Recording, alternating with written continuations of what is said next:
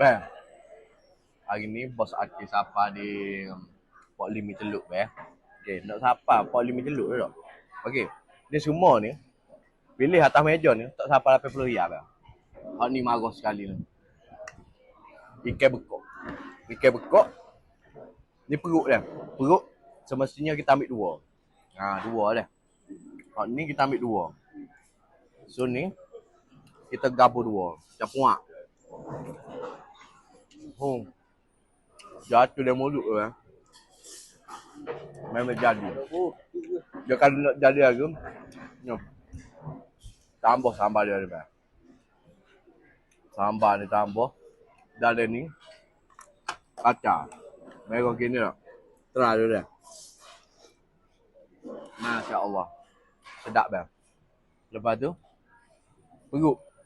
Apa ni? Lemak bakar. Lemak bakar ni kita tenyet macam dia dah. Ni Port Limi Teluk gombok dah. Ni. Jadi, memang jadi. Kena mari. Kalau mana pun kena mari lah. Ikan bekok lah. Ikan bekok, bodoh. Ikan lah.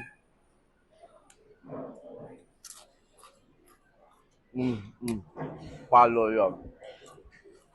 Ni sedap. Bodoh lah. Kanyat bodoh.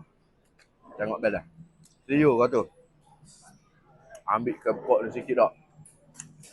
Ambil ikan bekok, cobek. Tak dalam ni. Habis memang makan tangan dia. Memang gini. Macam puak. Ambil. Ni.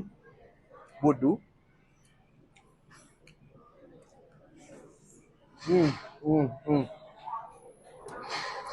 Memang jadi lah. Kombinasi ni tak salah. Apa boleh malu. Apa betul? Akhir kabinet design dia dah. Jangan lupa follow. Follow, jangan lupa. Lucu.